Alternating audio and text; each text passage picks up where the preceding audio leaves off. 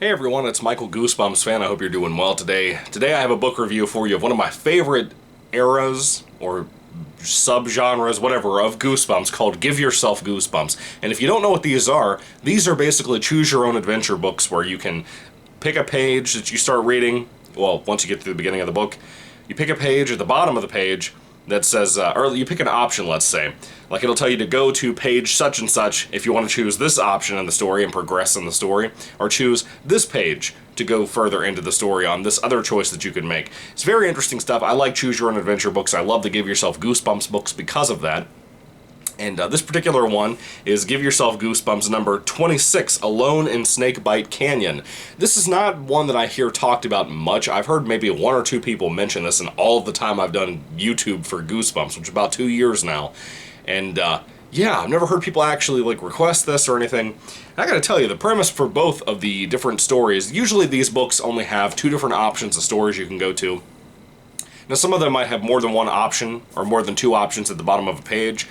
But typically, you could read these and have a pretty fun, lengthy adventure with a pretty decent ending, or quite a few endings. There's about 20 endings per book, and they are fun, and this particular one is pretty fun itself. I actually enjoyed this. Now, before I progress in my review, I gotta tell you, last night I had some really hot pizza, and I burnt the top of my mouth really bad with some cheese. So, if you hear some D's missing or some T's or I don't pronounce something right, I promise it's not my typical speech impediment excuse.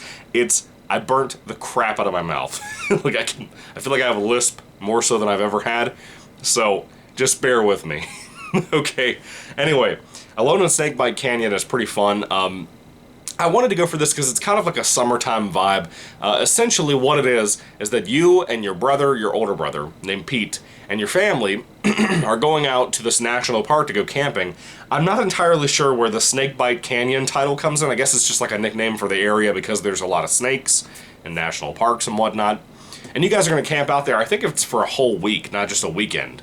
But anyway, you guys happen to be, see, the burnt is coming right in. You guys happen to be visiting a visitor center shop, and you happen to meet an old man who's the shopkeeper of the store, and he's trying to tell you about these two different things that he sells. One is a map of lost treasure, and it's kind of weird. He's like, it's not because it's treasure that's lost, it's because no one's ever come back. What? Okay, how'd you keep getting the map then? Anyway, the other option, which by the way, I like both of these stories. Usually the book kind of has two different options you can go with. And these two are a lot more tied together than I thought they would be. Usually they're kind of their own secluded stories that kind of go their own ways. These are actually tied together more than I thought they would be. The other thing that he offers you is a box of these marble-looking things that are basically, supposedly, snake eyes.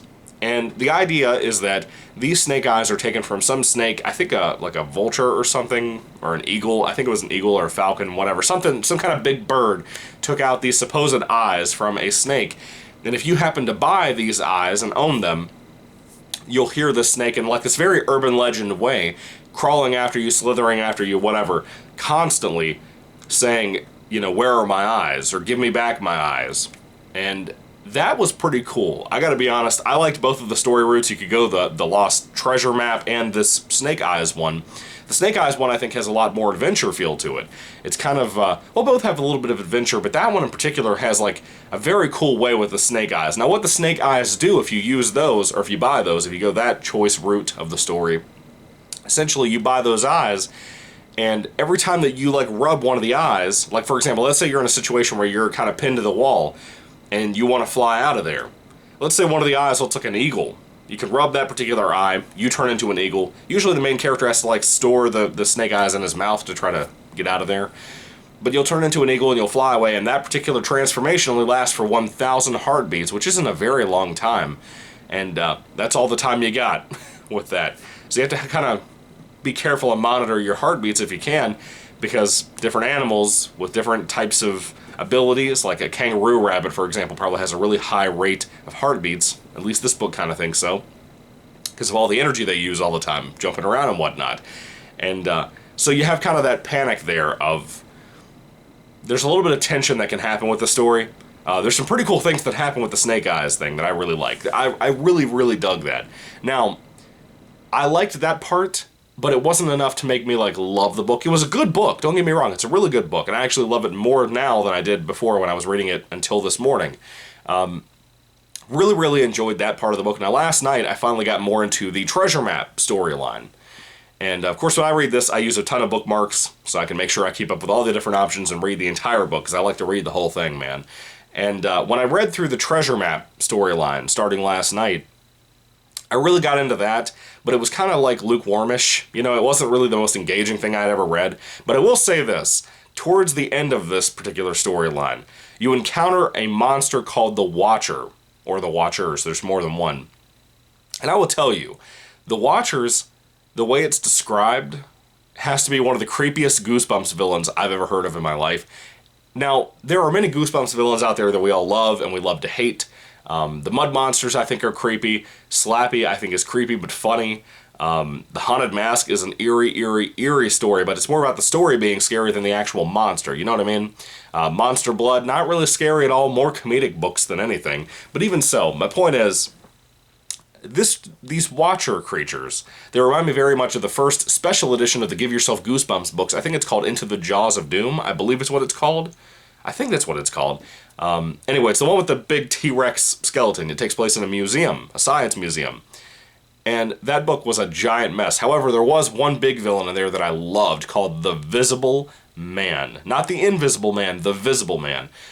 These Watchers remind me of the effect that the Visible Man had on me. Now, I would personally say the Visible Man might be very well the scariest monster in all of Goosebumps. As bad as that Into the Jaws of Doom, or whatever that book is called, was, that monster was horrifying. And I wish he was throughout the whole book, because he would be a great villain to have in that whole particular story. In this book, the Watchers are your Visible Man. They are creepy things, the way they describe certain things that happen here. Stein really knocked this out of the park. If he wrote it, I don't know if he did. I don't really care. Whoever did it, it's great. I really enjoyed that part. Now again, I liked the book as I was reading it before last night, and I liked it last night. But this morning, reading the Watchers part, it made me like it even more. So I did enjoy this a lot. I do want to give it I'm kind of giving it the same rating I was originally going to give it anyway before I read this morning. But I gotta tell you, I like the book a lot. It has a lot to offer. It's a very fun book.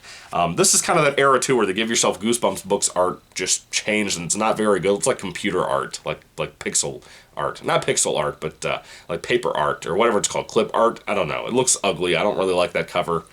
I don't even know who did it. They don't even advertise the person on the back of the book. Let's see if it's on the inside, maybe. I'm not seeing anything. Hey, this is a first printing, too. That's pretty cool. Anyway, doesn't matter. This book was okay. I enjoyed it. It was a really solid read. Had a fun time. I like the really cool premise. How have we never done the snake eyes thing before? It's a very cool urban legend type thing.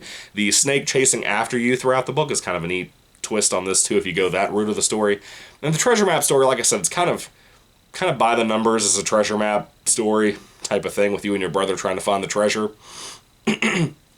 But overall, it's more the things that happen within that story towards the finale that I really enjoyed. When it comes to Alone in Snakebite Canyon, if I had to rate this book on a 5-star basis, I would give it probably a 3 out of 5 stars. And again, last night I was going to give this a 3 out of 5 anyway before I finished reading it this morning. But I really like this. I recommend it if you happen to have the book. It's a good, solid read. I had a fun time.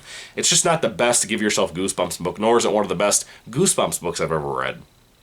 But I love Give Yourself Goosebumps. I think this whole choose your own adventure thing for Goosebumps is a great thing to have happened. I wish I had known about these books when I was a kid, because I think I would have had more fun with these. I never even knew about these until I started this channel and started finding out about these books. But they're so great, and I love them, and I love reading them, and I love talking about them. So I try to save these books up and hoard them a little bit until I get through regular novels and Goosebumps, until I can get back to these and enjoy one every once in a while. But anyway, I hope you enjoyed the book if you've read this one. Are you planning on reading it after my recommendation of it? I'd love to hear what you have to say down in the comment section down below. And thank you for watching. Again, 3 out of 5 stars for me. I liked the book a lot. Thought it was pretty fun. Anyway, I don't think there's anything else to say.